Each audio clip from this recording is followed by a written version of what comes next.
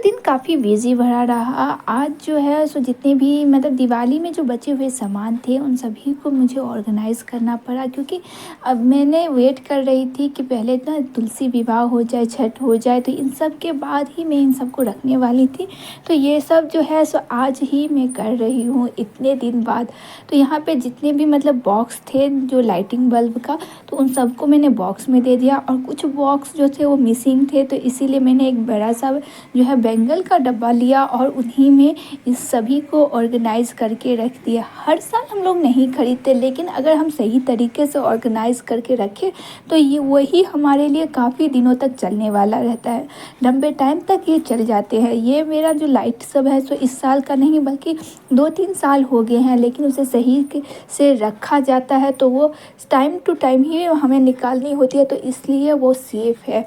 जितने भी लाइटिंग के सामान थे, डेकोर आइटम था, उन्हें मैंने ना एक बड़े से बॉक्स में दे करके, और जो भी मतलब यहाँ पे दिवाली के बचे हुए सामान थे उन सबको रख दिए हैं, क्योंकि अभी जो है सो कोई ऐसा फेस्टिवल नहीं है जिनमें मुझे इन सबको ज़रूरत पड़ेगी। तो इसीलिए सब में ना मैंने यहाँ पे लाइटिंग का है तो लाइटिंग का मैंने यहाँ पे लिख दूँगी, और यहाँ पे मेरे जो डेकोर आइटम है, डेकोर आइटम को भी मैंने वहाँ पे रख दिया है।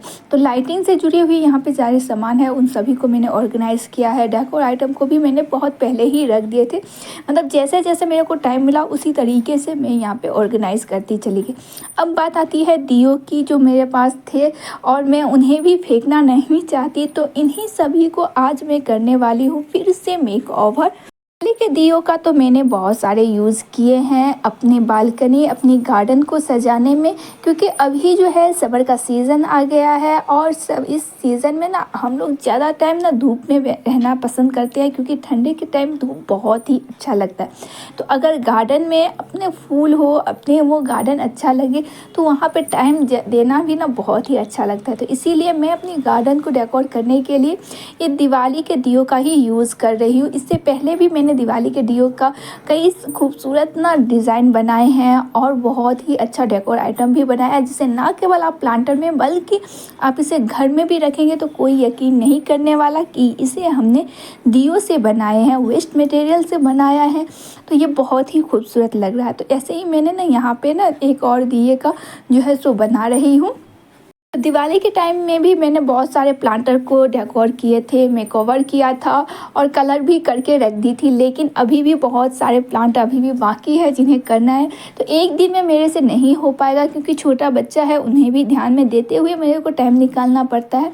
तो इसीलिए मैं धीरे धीरे कर रही हूँ, और आप लोग के साथ धीरे धीरे ही मैं शेयर भी कर रही हूँ। तो यहाँ पे देखिए, तो मैंने वॉल पुट्टी ना पूरे दिए पे इस तरह से लगा दिए हैं, जिसके कारण इसका जो शेप है वो बिल्कुल ही चेंज हो गया है। वॉल पुट्टी लगाने का बेनिफिट्स ये है कि इसमें मुझे फेविकॉल का यूज़ नहीं करना, बस इसको ना थोड़ा सा सॉफ्ट मुझे डो तैयार करना है, और इसे यहाँ पे इस तरह से मुझे तैयार करने के बाद देखिए यह मुझे इसका शेप चेंज हो गया और कुछ वो इस तरह से दिखने लगा है। ड्राई हो गए हैं, तो अब जो है सो मैं यहाँ पे और भी करने वाली हूँ मेकओवर, यानी कि और भी इस पर डिज़ाइन देने वाली हूँ।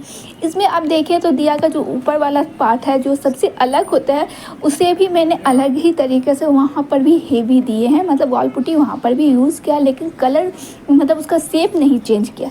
इसके बाद मैं यहाँ पे रेड कलर कर दूँगी। वैसे तो आप अगर सिंपल में करना चाहते हैं तो भी आप बहुत ही अच्छे से कर सकते हैं, लेकिन अगर थोड़ा सा आप इन पे ध्यान दें और इन्हें मतलब मेहनत करें तो ये बहुत ही अच्छा लगता है, बहुत ही खूबसूरत सा डिज़ाइन बन करके सामने आता है। तो यहाँ पे देखिए, तो हमने यहाँ पे रेड कलर कर दिए हैं और इसे ड्राई होने देंगे।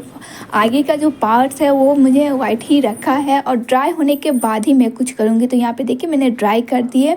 अब ड्राई होने के बाद यहाँ पे देखिए तो मैं ब्लैक कलर से यहाँ पे कलर कर दूंगी जो आगे की साइड में। अब आप समझ गए होंगे कि मैं क्या बना रही हूँ, अभी भी नहीं समझे हैं तो वीडियो को ध्यान से देखिए। यहाँ पे देखिए तो मैं इसके जो सेंटर पार्ट्स है वहाँ पे स्ट्रेट लाइन ले रही हूँ, और यहाँ पे कुछ इस तरह से लाइन देने के बाद मैं यहाँ पे डॉट्स दे रही हूँ। अब तो समझ गए ना कि मैं क्या बना रही हूँ। मैं बना रही हूँ लेडीज बग। क्योंकि मैं करने वाली हूँ अपनी गार्डन का मेकओवर, तो गार्डन में तो ये सब जहाँ प्लांट हो तो ये सब तो होनी ही चाहिए। तो इसीलिए ये थोड़ी सी बड़ी साइज़ की है, लेकिन मैं यहाँ पे कई सारे ऐसे बग बना रही हूँ और कई सारे मैंने और भी डिज़ाइन बनाए हैं।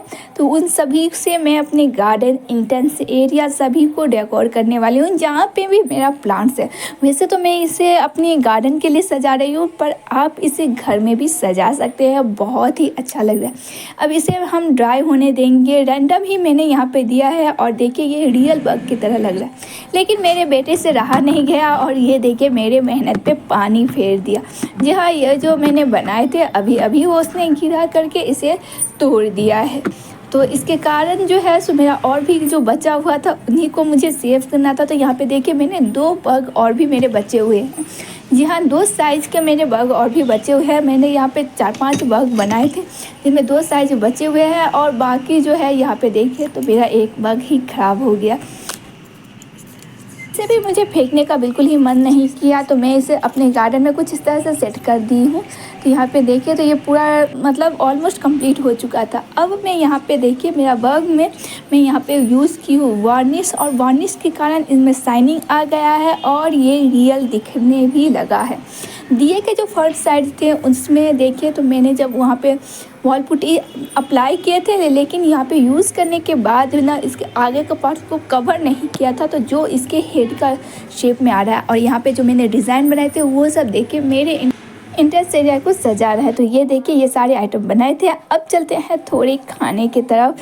हेल्दी रहना भी बहुत ज़रूरी है ना। तो यहाँ पे मैं बनाने वाली हूँ धनिया पत्ते, बहुत ही ज़्यादा बचे हुए थे तो बहुत सस्ते में दिए थे, तो माँ यहाँ पे लेकर के आई थी। तो आज मैं सोच रही हूँ कि इन्हीं का मैं बनाऊँ पराठा। जी हाँ, धनिया पत्ता का मैं बनाने वाली हूँ पराठा, और बहुत ही सिंपल, यानी कि जो आसानी से बन जाए उसी तरीके को फॉलो करना ही मेरा तरीका है। जी हाँ, मैं बहुत ही सिंपल और इजी तरीके को फॉलो करती हूँ, लेकिन उसमें टेस्टी हो तो मैं आप लोगों के साथ ज़रूर ही शेयर करती हूँ।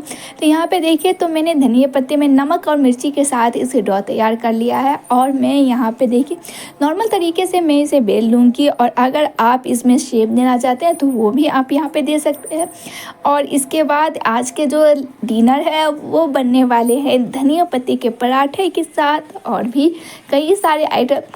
तो भाई आइटम कुछ भी हो, मतलब खाना हो या डेकोर आइटम करने में अगर आप इंटरेस्टेड हो तो मन वहीं पे लग जाता। तो मैं यहाँ पे पराठे का शेप दे रही हूँ, यानी कि यहाँ पे मैंने ट्रायंगल का शेप दिया है।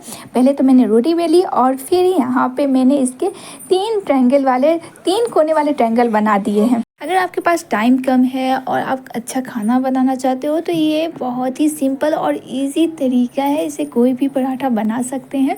तो यहाँ पे आप और भी आइटम दे सकते हैं, जैसे कि मैंने यहाँ पे नमक और रेड चिली पाउडर ही दिए हैं, आप यहाँ पे अजवाइन भी दे सकते हैं, इसका भी फ्लेवर बहुत ही अच्छा लगता है।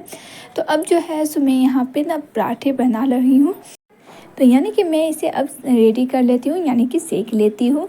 और अब जो है सो हमारा पराठा रेडी हो गया है, और इसके साथ जो आइटम थे वो भी मैंने पहले ही बना करके रख लिए हैं। तो देखिए आज की जो डिनर है वो किस तरह से मैंने यहाँ पे पराठे, और मुरली के कारण मूड थोड़ा सा ऑफ है, क्योंकि जिस पे मैंने मेहनत की, फोकस किया, एक एक स्टेप के ड्राई होने का वेट की, और उसके बाद एंड में जा कर के सारे रेडी होने के बाद वो टूट जाए तो बहुत ज़्यादा तकलीफ़ होती है।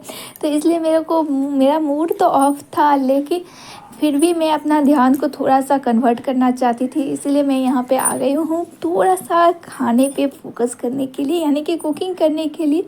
जब भी ऐसा होता है ना कि हमारा मूड एक ही जगह पे रुका रहता है, ऑफ रहता है, तो उस टाइम वो काम कीजिए जिससे ना आपको अच्छा लगे।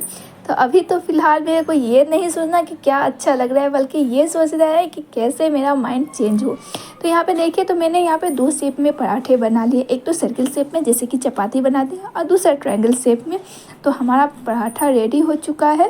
अब हम इसे सर्व कर देते हैं। और यहाँ पे देखिए मैंने ना पनीर, बीन्स और कैरेट का जो सब्ज़ी बनाए थे, इसके साथ मैंने यहाँ पे बैंगन का भुजिया भी बनाया था, जो बिल्कुल ही कॉम्बिनेशन नहीं है पराठे के साथ, पर हाँ खाने में बहुत ही अच्छा लगता है।